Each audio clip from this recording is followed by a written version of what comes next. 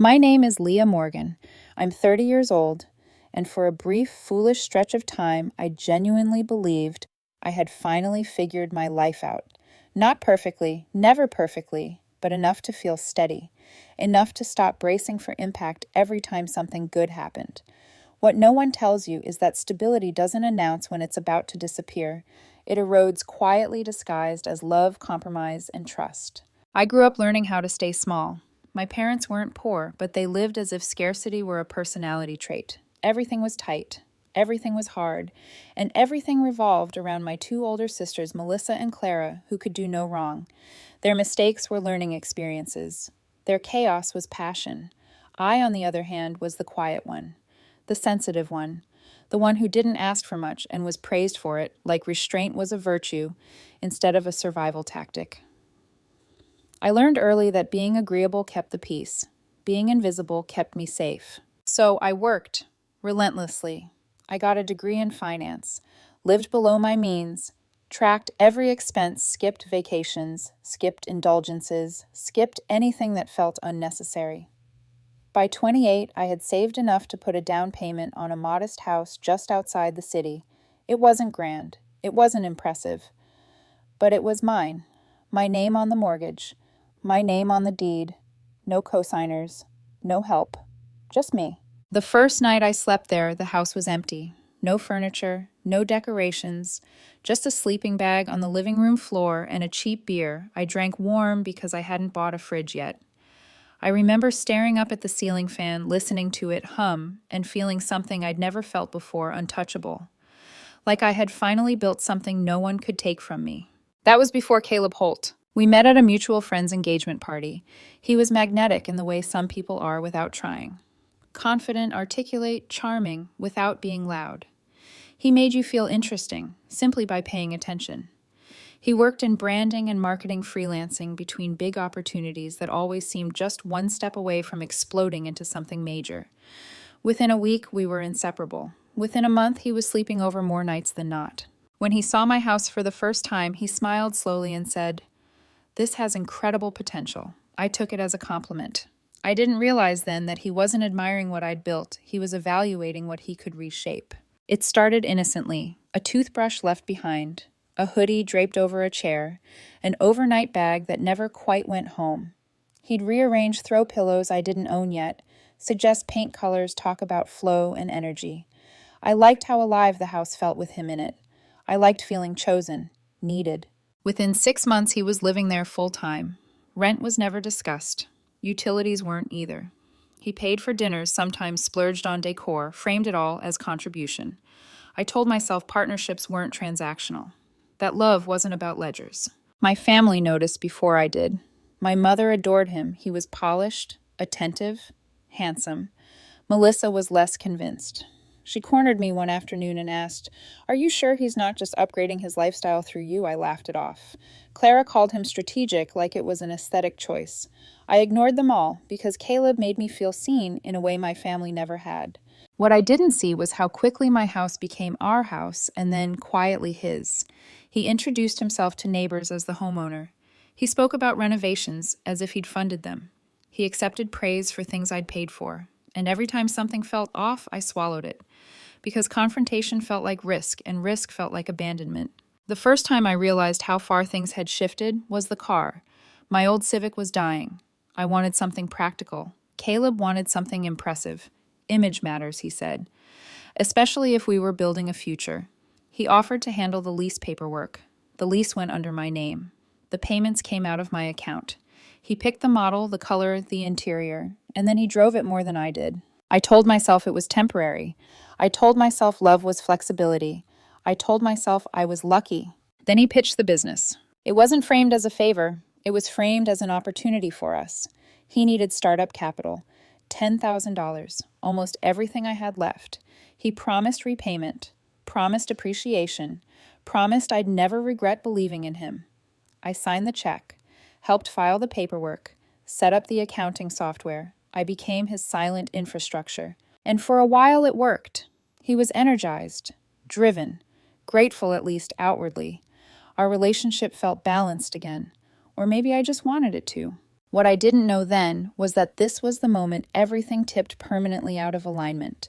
The moment my generosity stopped being something he respected and started being something he felt entitled to. And I wouldn't realize that until the night he finally said the part out loud that he'd been thinking all along. By the time I realized something was wrong, it had already been normalized. That's the dangerous part about slow erosion. You don't feel the ground give way all at once. You adjust. You compensate. You tell yourself this is what growth looks like. Compromise. Maturity.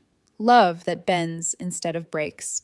And by the time you finally look down, you're standing in a place you never consciously chose. Caleb had a way of speaking that sounded collaborative, but always landed somewhere else. He used we generously in public. We decided to repaint the den. We upgraded the lighting. We redesigned the living room. People smiled at us, like we were a well-balanced modern couple building a life together. And I smiled back, even though every payment confirmation still came to my email address alone. The house started changing faster than I could track. New furniture arrived, sleek, expensive pieces I hadn't ordered. Art showed up, framed and ready to hang, all addressed to Caleb.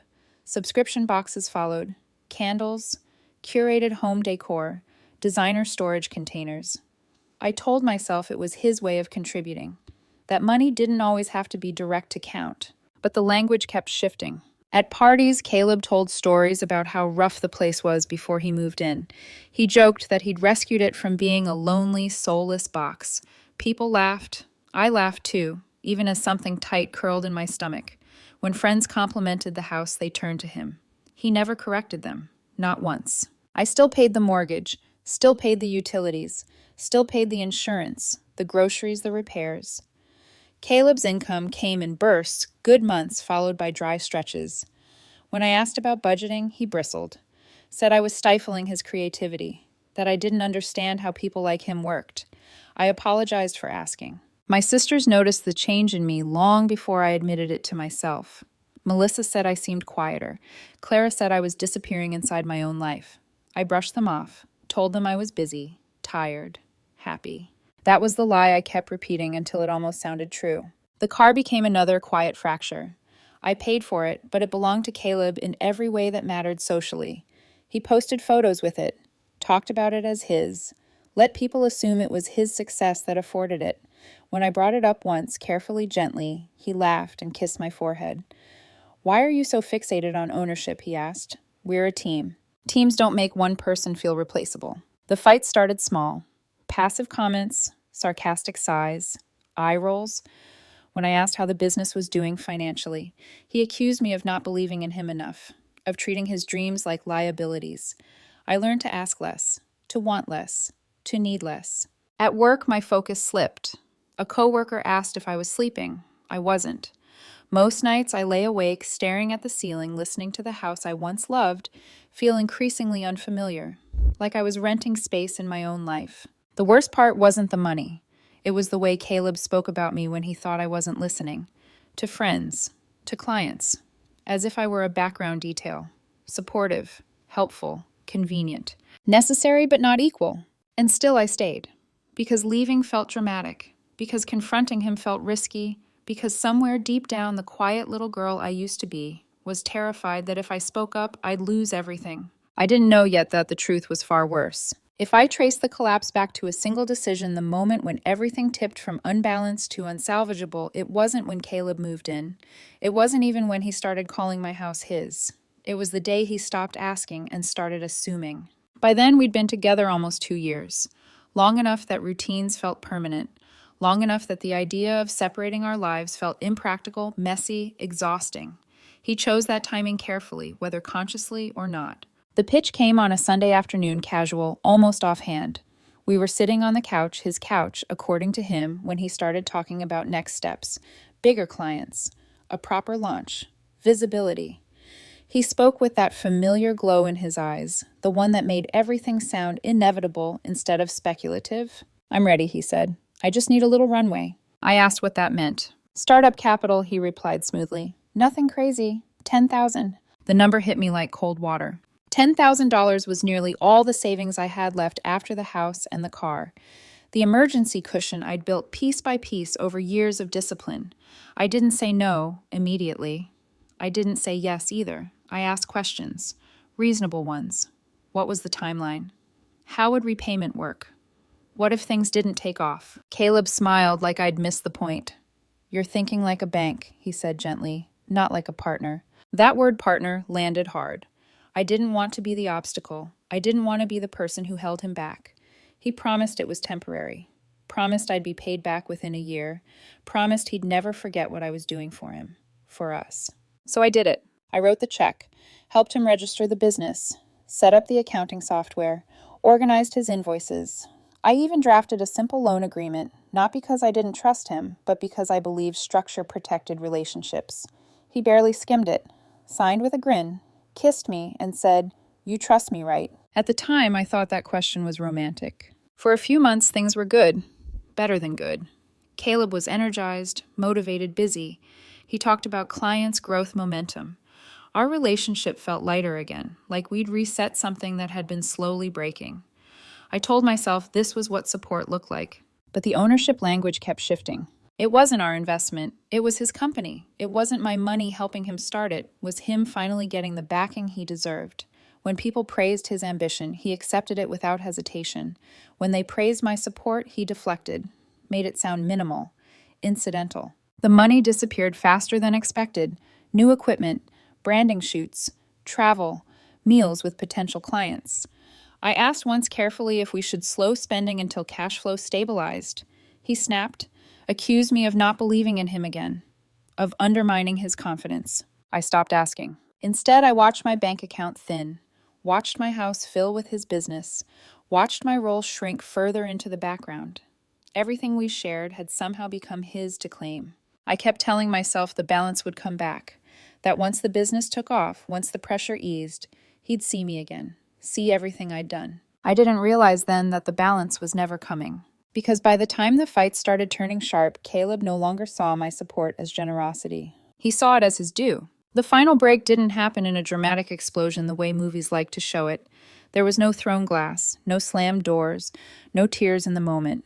Just words, sharp, precise, and spoken with absolute certainty. It was a Thursday night, rain tapping against the windows, the kind of ordinary setting that makes betrayal feel even colder in hindsight. Caleb and I had been circling the same argument for weeks without ever naming it outright.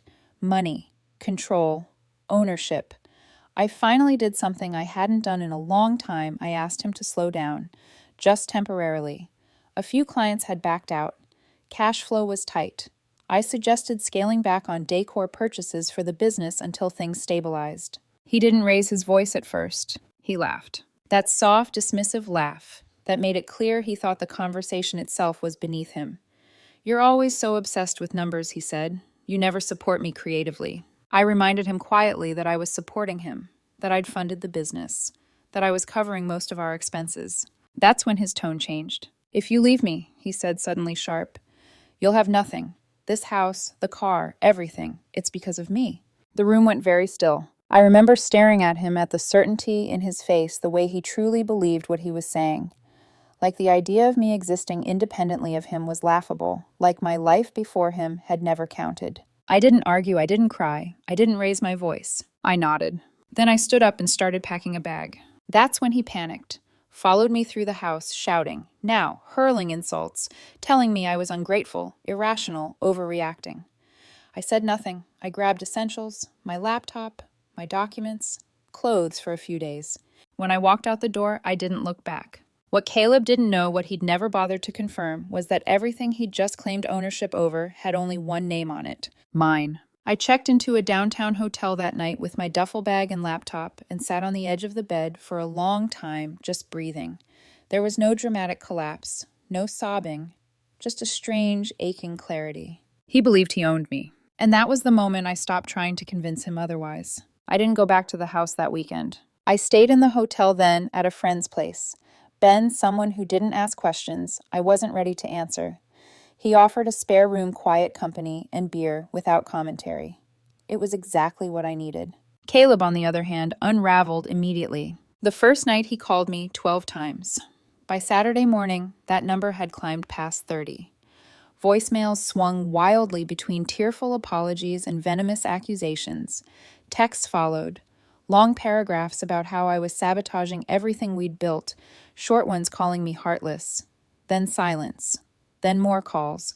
I didn't respond. Instead, I called a lawyer. Her name was Rachel Klein, and she had the kind of calm precision that makes chaos feel manageable.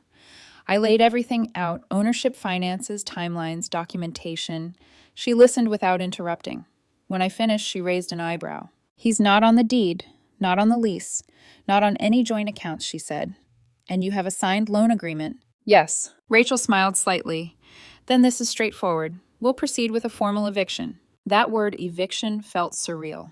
Like something you did to strangers, not someone you once imagined marrying. But clarity has a way of stripping sentiment down to facts. I stayed quiet publicly. Caleb didn't. By Monday, vague social media posts started appearing. Quotes about betrayal, about people who abandon greatness because they're afraid. I ignored them, blocked him on everything, changed passwords, locked down accounts. Then my family got involved. My mother called first, her voice tight. Leah, what's going on? Caleb called me crying, said you threw him out and took everything. I nearly dropped the phone. I explained calmly that the house was mine, the car was mine, the accounts were mine, that I'd loaned him money with a signed agreement, that I hadn't thrown him out, I'd removed myself from a toxic situation. There was a long pause. You could have handled it with more grace, she said finally. Grace. As if being told I'd be nothing without him was a minor disagreement. Then my sisters chimed in. Texts accusing me of cruelty, of breaking him, of doing this to someone with nowhere to go. The same sisters who'd warned me about him once then conveniently forgot when the narrative flipped. I turned my phone off. Rachel handled the rest. The eviction notice went out. 30 days. Process server, clean, legal, final. For the first time in weeks, I felt calm. But I wasn't done yet. Because Caleb wasn't just trying to stay in my house, he was trying to own the story, to turn my silence into guilt and my boundaries into cruelty. And I was done letting him rewrite anything. Caleb didn't fight the eviction, at least not directly. For the first few days after the papers were served, there was nothing. No calls, no messages, no public drama. The silence felt calculated, like he was deciding which version of himself to unleash next. I stayed at Ben's place during the week, went to work, answered emails, pretended my life wasn't in the middle of being surgically dismantled. Then the little things started. Ben got a strange message on Facebook from an account neither of us recognized. Casual, curious, asking how I was doing, where I was staying, whether I seemed okay. Ben showed it to me without comment. We both knew who it was. Next came the charges. I got an email receipt for a $300 essential oil diffuser shaped like a dragon egg, addressed to Caleb, billed to my Amazon account. I logged in immediately, canceled the order, changed passwords, revoked device access. Then I went further, canceled every subscription box. Candles, artisan coffee he never drank, luxury snacks, dozens of small monthly drains I'd stopped noticing because they'd become background noise. The next day, Caleb posted a long Instagram story. Black text, white background, the universal language of public victimhood. I gave someone my entire heart. I helped build a home, and in the end, I was thrown away like trash. The comments flooded in. Sympathy, outrage, people calling me cold, ungrateful, heartless. Someone wrote, "He'll crawl back." I didn't. A week later, Rachel confirmed he'd vacated the house early, 3 days before the deadline, turned in the keys without a word. I went back on a rainy Saturday morning. The driveway was empty, no SUV, no boots by the door. Inside, the house felt hollow, but not in the way I expected. It was quiet, clean, too clean. Then I saw what he'd done. Every rug was gone, every piece of wall art, throw blankets, decorative bowls, even the spare key dish I'd bought years ago. He'd left the couch but slashed the undersides of the cushions. Not visible at first glance, just cruel enough to feel intentional. I didn't scream, I didn't cry. I cleaned. Room by room, I reclaimed the space, bagged what he'd left behind, donated what I could, threw away what I couldn't. By nightfall, I lay on the bare mattress with a folded blanket and felt something unfamiliar. Space. Not emptiness, room. Room to breathe. Room to rebuild. Room to stop apologizing for existing. And that was when I found the shoebox. Hidden in the back of the guest room closet. Receipts. Dozens of them. Trips, meals, shopping sprees, all charged to my accounts. Months worth. I took photos, sent them to Rachel. Her reply came 5 minutes later. This strengthens everything. And for the first time since I walked out with my duffel bag, I smiled. There's a strange kind of calm that settles in after you survive something you thought would break you. Not peace, not yet, but a steadiness. A sense that the ground under your feet is finally solid again. That's where I was when the letter arrived. It wasn't from Caleb, it was from a law firm. Thin envelope, crisp paper, heavy language, accusations of public defamation, character assassination, deliberate attempts to damage a professional reputation. I read it twice at my kitchen counter, coffee cooling beside me, trying to understand how I was being accused of something I hadn't done. I hadn't posted, I hadn't commented, I hadn't even hinted. I forwarded it to Rachel. She called immediately. "He's fishing," she said. "This is intimidation, a bluff. He wants you scared enough to back off the loan claim." "There's more," she added after a pause. "He hired a reputation management firm." That's when I understood this wasn't about hurt feelings or pride anymore. This was strategy, narrative control. He wasn't just trying to win, he was trying to erase me. So I stopped reacting and started documenting. I opened a folder on my laptop and named it Facts. Inside went everything: screenshots of transactions, photos of the shoebox receipts, copies of the loan agreement, timelines, emails, messages. Calm, methodical, unemotional. And then something unexpected happened. People started reaching out. A woman named Jenna messaged me on LinkedIn, said she'd freelanced for Caleb, said he never paid her, had invoices, screenshots, voice notes. Another message followed from a photographer. Same story. Contract signed, payment promised, never delivered. Then another, and another. Rachel escalated the claim into a civil suit. Not out of spite, but necessity. Patterns matter, and Caleb's pattern was becoming impossible to ignore. The final piece came quietly. The SUV. The lease was in my name, always had been. I called the dealership, confirmed authorization, reported unauthorized possession. 2 days later, they recovered it from a private lot behind Caleb's new rental. Lease violation. Vehicle towed. I didn't press charges. I didn't need to, because the image he'd been projecting, the successful creative, the visionary entrepreneur, was starting to crack. And he could feel it. Caleb went public on a Monday. I remember the timing because I'd just come back from a morning run, shoes still damp, heart steady in my chest, in a way it hadn't been in months. My phone lit up with notifications before I even made it to the kitchen. First, a call from Rachel. Second, a message from Jenna. Third, an email with the subject line Caleb Holt, public statement. Rachel answered before I could say hello. "He panicked," she said. "He posted everything." And he had. A long, polished essay went live on his personal and business accounts, carefully worded, emotionally charged, and framed to position him as the victim of a bitter, controlling ex. He claimed I'd tried to sabotage his business, accused me of jealousy, painted himself as the true creative force behind our home. He even attached screenshots. Screenshots of messages to my lawyer, of spreadsheets, of documents he'd accessed before I locked him out. Only they were edited. Dates altered, context stripped, quotes rearranged. It was meant to make me look obsessive, dangerous, unstable. What Caleb hadn't counted on was the fact that he wasn't the only one who kept records. Within 30 minutes, Jenna commented directly under his post. "As someone who worked with Caleb and was never paid, I can confirm Leah's claims are accurate. I have invoices and messages that match her documentation exactly. This is not defamation. This is accountability." Then the photographer followed, then another freelancer, then another. By the end of the day, the comments section had turned into a ledger of his own making. Names, dates, contracts, receipts. Rachel and I watched it unfold in real time. "Don't respond," she said. "Not yet, let him talk." So I waited. 4 days later, I published my response, not on social media, not in a dramatic post, but as a calm, factual account on a private blog. No insults, no speculation. Just a timeline, evidence, redacted screenshots, facts. I shared it once. Everyone else did the rest. Within weeks, Caleb's business collapsed. His website went dark. His accounts disappeared. A settlement offer followed full repayment of the loan. Rachel replied for me, "We accept." I didn't celebrate. I just breathed. The quiet that followed wasn't empty. It was earned. After the settlement was finalized and the noise finally died down, I expected to feel triumphant, vindicated, maybe even relieved in some dramatic cinematic way. Instead, what settled over my life was something softer and far more unfamiliar: stability without tension, silence without fear.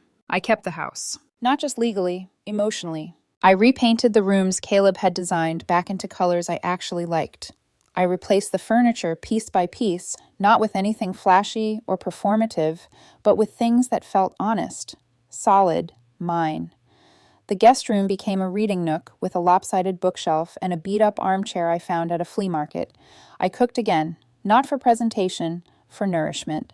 I stayed in therapy, week after week, unpacking how easily I'd learned to disappear inside other people's needs, how being easy had once felt like safety, how silence had masqueraded as strength for most of my life. My therapist never rushed me toward forgiveness or closure. He focused on boundaries, on the simple radical act of saying no without explanation. My family reached out eventually. Melissa texted first. Clara followed with an email apology, carefully worded, sincere and late. I didn't reject them. I also didn't rush to comfort them. For the first time, I let them sit with the discomfort of having chosen the wrong narrative. And Caleb, the last thing he left behind was a single note tucked into an old sketchbook I nearly threw away. We could have built an empire. I read it once, then I threw it out. Because I had built something. Not an empire, something better. I built peace, boundaries, self-respect, a life that didn't require me to shrink so someone else could feel taller. I learned that revenge doesn't always roar. Sometimes it whispers. Sometimes it looks like waking up calm in your own house, drinking coffee you paid for. In silence, no one can weaponize against you. Caleb tried to take everything. What he gave me instead was clarity, and that was worth more than anything he ever claimed to own. I thought closure would feel like a door slamming shut, that once everything was settled, the money repaid the lies exposed, the house reclaimed, I'd wake up one morning and feel done, finished, clean, as if the story had reached its natural end and politely bowed out of my life. That's not how it worked. Closure, I learned, doesn't arrive all at once. It comes in fragments, in moments that catch you off guard when you're no longer braced for impact. It shows up when you think you've already moved on. A month after the settlement finalized, I received an email from a name I didn't recognize. No subject line, just a single sentence. I don't expect forgiveness. I just needed you to know I'm sorry. It was from Caleb's ex-girlfriend. We'd never spoken before. I'd only known of her as a shadow in his stories. Someone he framed as unstable jealous, someone who didn't understand his vision. I almost deleted the message without replying. Old instincts told me I didn't owe anyone emotional labor anymore. But something made me pause. I wrote back once, briefly. No absolution. No invitation to unpack the past. Just acknowledgement. She replied again, longer this time. She told me pieces of her story, how he'd borrowed money, rewritten narratives, positioned himself as the misunderstood genius, betrayed by unsupportive women. How she'd spent years doubting her own memory because he spoke with such confidence. How watching everything unravel publicly had felt both vindicating and devastating. Reading it didn't reopen wounds. It sealed something. Because for the first time I saw the pattern from the outside. Not as a woman who'd failed to handle him correctly, but as one point in a long line of people he'd used as scaffolding. The shame I'd carried, the quiet belief that I should have known better, finally lost its grip. This hadn't happened because I was weak. It had happened because I was generous. And generosity in the wrong hands becomes a weapon turned inward. A few weeks later, my father and I met for coffee. Not reconciliation, not forgiveness, just conversation. He didn't excuse himself, didn't dramatize his absence. He told me plainly that he'd run from responsibility when things got hard. That watching me stand my ground from afar, watching me refuse to disappear, had forced him to confront the kind of man he hadn't been. I don't deserve credit, he said, but I wanted you to know I see you. That was enough. I didn't rebuild bridges out of obligation. I rebuilt selectively, slowly, on my terms. The house continued to change, not visibly, but energetically. The longer I lived there alone, the more it felt like it had exhaled with me. I hosted small dinners, laughed without checking the room for reactions, slept without bracing for arguments that never came. Every so often, someone would bring Caleb up news through mutual acquaintances, vague updates about him starting over somewhere else.